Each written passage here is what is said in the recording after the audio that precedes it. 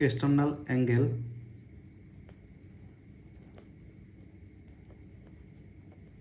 or angle of Lewis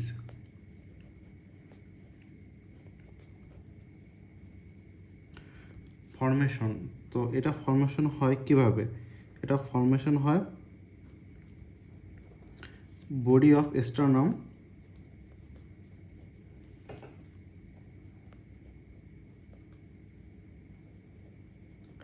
and manubrium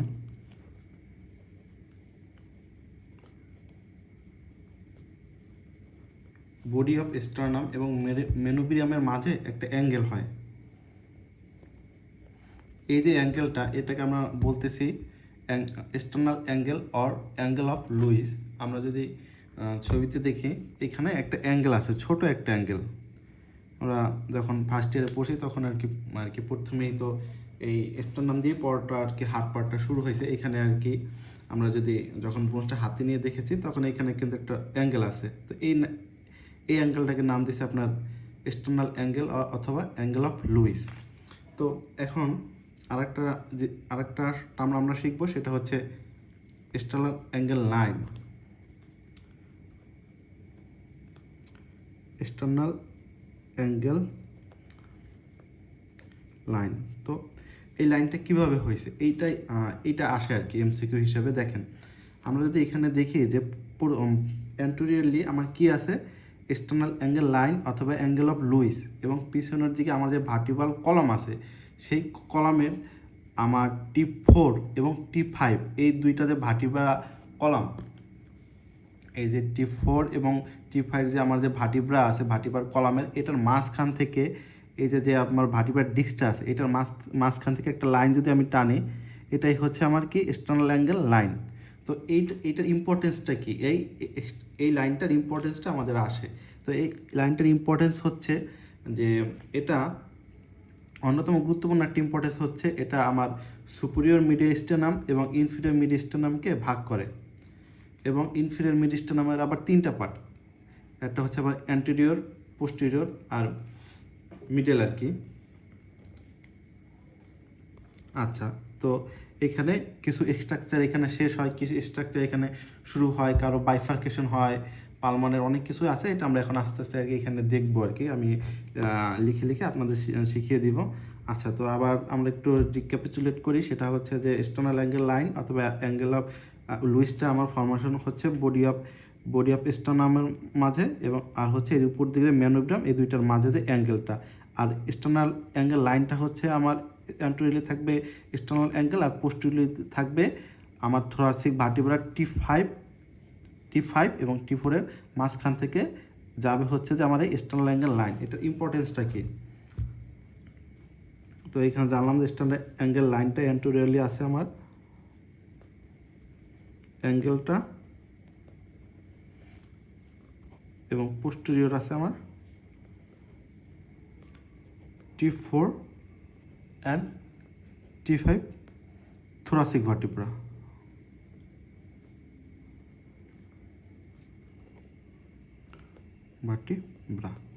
আচ্ছা, এখন এটা হচ্ছে importance of angle of Luis অথবা এক্সটার্নাল অ্যাঙ্গেল লাইন, যেভাবে আসুক না কেন, এটা আমরা একটা নেমোনিক দিয়ে মনে রাখবো, সেটা হচ্ছে red plant, red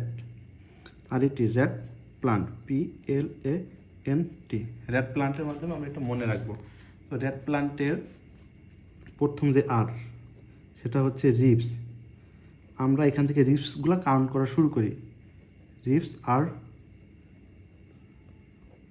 counted form here, কারণ কি আমাদের অনেক আর কি সার্জিক্যাল অনেক প্রসিডিউর আছে, যেমন তখন আর কি, যেমন আমরা যদি বলি ইন্টারকোস্টাল ড্রেনেজ যখন করব, তখন আমাদের ফিফথ ইন্টারকোস্টাল স্পেস, এটা কিন্তু একটা SB হিসেবে আসছিল। তো এটা আমরা বের করার জন্য আমরা কিসের সাহায্য নেব? এই হচ্ছে যে আমার এই এক্সটার্নাল অ্যাঙ্গেল লাইন অথবা এক্সটার্নাল অ্যাঙ্গেল, যে আমার যে এক্সটার্নাল অ্যাঙ্গেল অথবা অ্যাঙ্গেল অফ লুইস, এই যে প্লেনটা আছে, এটার সাহায্য নেব। এখান থেকে আমরা 2 নাম্বারটা কাউন্ট করবো, এরপর গুনতে আমরা নিচের দিকে গেলেই আমরা 5 নাম্বারটা পাবো। ঠিক আছে? তো এখান থেকে কী হচ্ছে, আমাদের ribs R counted form here. সেটা কি রিপস আমরা কাউন্ট করি? Second ribs. এটা কিন্তু ফার্স্ট রিপস না, এখান থেকে আমরা সেকেন্ড রিপটা কাউন্ট করি, অথবা সেকেন্ড ইন্টারকোস্টাল স্পেসটা আমরা কাউন্ট করি। মনে থাকবে? সেকেন্ড, ফার্স্ট না, কিন্তু মনে হবে যে ফার্স্ট, আসলে ফার্স্ট না, এটা সেকেন্ড। আর এতে হচ্ছে আমার অ্যাওর্টা 4টা জিনিস ঘটে এখানে। অ্যাওর্টা একটা হচ্ছে তোমার অ্যাসেন্ডিং অ্যাওর্টা,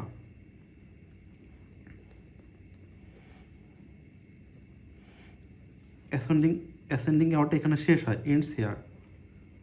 অ্যাসেন্ডিং অ্যাওর্টাটা আমার এখানে শেষ হয়। আচ্ছা, আমি একটু বড় বড় করে লিখি। এবং হচ্ছে আমার আর্চ অফ অ্যাওর্টা, আমার আর্চ অফ অ্যাওর্টাটা কী হবে, এখানে শুরু হবে, বিগেন্স, এবং আর্চ অফ অ্যাওর্টা এখানে শেষ হবে। এবং এখান থেকে আমার থোরাসিক যে অ্যাওর্টা, আমার থোরাসিক অ্যাওর্টাটা কী হবে, শুরু হবে। আমি তো এখন আপনাদের এটা আবার ইয়েতে দেখাবো, একটা পিকচারে দেখাই। তো এই যে দেখেন এখানে ভাই দেখেন এই পার্টটুকু হচ্ছে আমার অ্যাসেন্ডিং অ্যাওর্টা। অ্যাসেন্ডিং অ্যাওর্টা আমার এখানে শেষ হইল, আর্চ অফ অ্যাওর্টা এই শুরু হইল, এখানে এসে আর্চ অফ অ্যাওর্টাটা শেষ হইলো, এখান থেকে আমার এই থোরাসিক অ্যাওর্টাটা শুরু হইল। তো কী হলো, আবার বলছি অ্যাসেন্ডিং অ্যাওর্টাটা শেষ, আর্চ অফ অ্যাওর্টা শুরু, আর্চ অফ অ্যাওর্টা শেষ, এবং হচ্ছে থোরাসিক অ্যাওর্টাটা শুরু হয়েছে। আচ্ছা, টিতে হচ্ছে আমার ট্রাকিয়া কী করবে, রাইট এবং লেফট প্রিন্সিপাল ব্রঙ্কাসে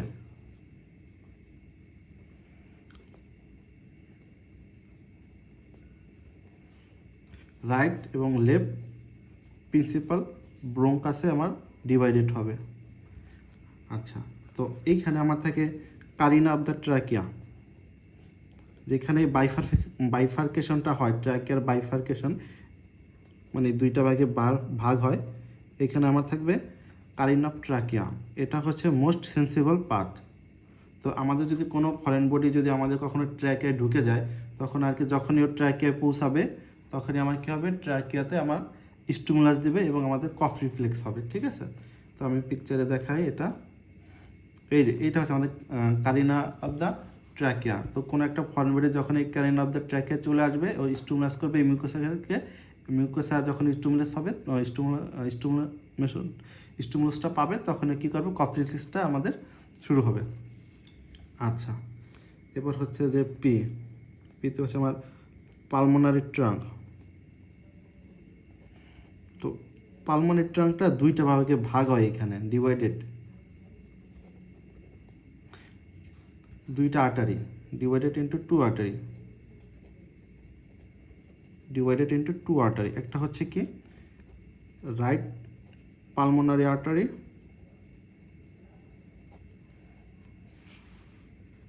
সরি ইসের বাইরে চলে গেছিলো। দেখেন পিতে হচ্ছে pulmonary trunk divided into two artery, একটা হচ্ছে রাইট পালমোনারি আর্টারি, আরটা হচ্ছে আমার লেফট পালমোনারি আর্টারি। আচ্ছা, ডেট প্লান্ট, এরপর হচ্ছে আমার সবচেয়ে বেশি যে ইম্পর্টেন্ট যে জিনিসটা সেটা হচ্ছে যে এইটা আমার লেফটের আমার এটা হচ্ছে কি left recurrent laryngeal nerve, left recurrent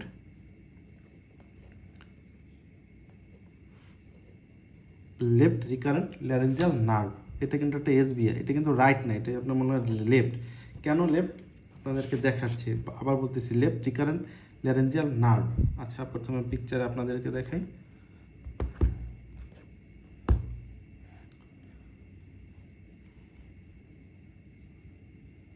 আচ্ছা দেখেন, তো আমাদের একটু ডিসকাস করি, এটা আবার হেডম্যাকে আলোচনা থাকবে।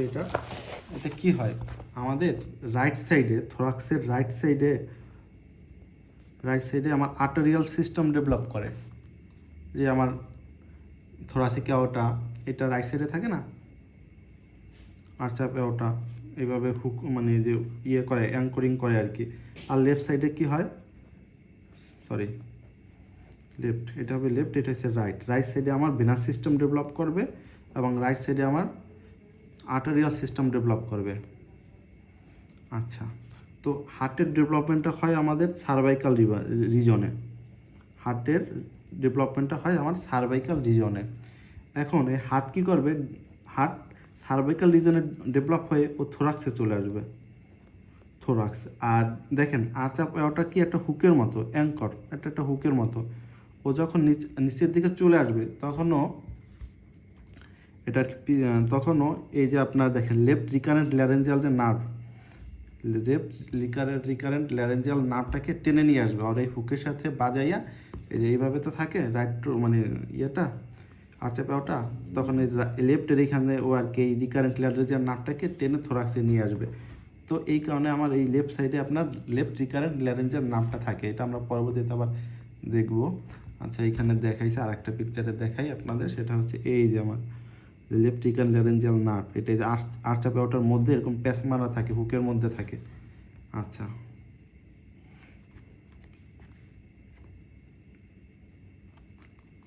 পিএল, আচ্ছা এল পর্যন্ত হয়েছে। এরপর হচ্ছে আমার অ্যাজাইগাস ভেন।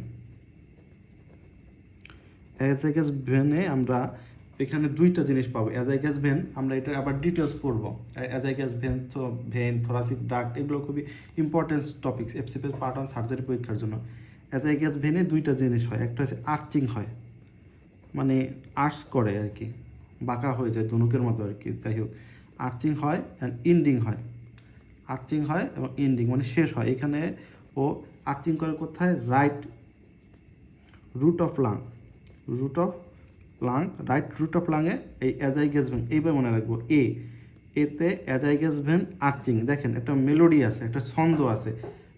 অ্যাজাইগাস ভেন কী করবে? আমার আর্চিং করবে, অ্যাজাইগাস ভেন আর্চিং করবে এবং ইন্ডিং শেষ হবে। কোথায় শেষ হবে? সুপিরিয়র ভেনা ক্যাভাতে শেষ হবে। আর এনে হচ্ছে কি? এনে হচ্ছে যে নার্ভের মধ্যে আছে deep cardiac plexus, not important, deep cardiac plexus. আর টিতে দুইটা, একটা হচ্ছে থোরাসিক ডাক্ট। থোরাসিক ডাক্টটা এখানে কি হবে? শিফটিং হবে, শিফট। তো এই থোরাসিক ডাক্টটা কোথায় ইন করে? থোরাসিক ডাক্টটা ইন করে আমার এক্সটার্নাল এবং ইন্টারনাল জুগুলার ভেইনের যে এখানে একসাথে সংযোগস্থল, ওইখানে আর কি এই থোরাসিক ডাক্টটা ইন করে, শেষ হয় ওইখানে। তো দেখেন থোরাসিক ডাক্টটা কিন্তু থাকে আমার রাইট সাইডে, right to left, right to left. এটা হচ্ছে T5 লেভেলে, এটা একটা এসবি হিসেবে আসছে, অথবা অ্যাঙ্গেল অফ লুইস, অথবা আপনার এক্সটার্নাল অ্যাঙ্গেল, অথবা এক্সটার্নাল অ্যাঙ্গেল লাইন, আপনি যেখানে যেটাই বলেন না কেন সেখানে কী করবে? এই থোরাসিক ডাক্ট, সরি লিখে নেই, থোরাসিক ডাক্টটা কী করবে? আমার থোরাসিক ডাক্টটা শিফটিং হবে, শিফটিং রাইট টু লেফট। আচ্ছা আর আরেকটা আছে থাইমাসটা সামটাইমস থাইমাসটাকে এখানে পাওয়া যায়, ঠিক আছে, সামটাইম থাইমাস। তো এটা খুবই গুরুত্বপূর্ণ একটা টপিক ছিল। এরপর আমরা পড়ব ফার্স্ট রিপ, নেক্সট দিন আমরা ফার্স্ট রিপ পড়ব, অথবা নেক্সট টপিকটা থেকে আমাদের ফার্স্ট রিপ। তো এখানে বিগত বছর এফসিপিএসের একটা কোশ্চেন আমরা একটু আলোচনা করি। দেখেন structures at the level of the external angle. তো কী ছিল? The body of the T4 vertebra. আমি কিন্তু বারবার বলে দিছি এটা কিন্তু T4 না, এটা ছিল বিটুইন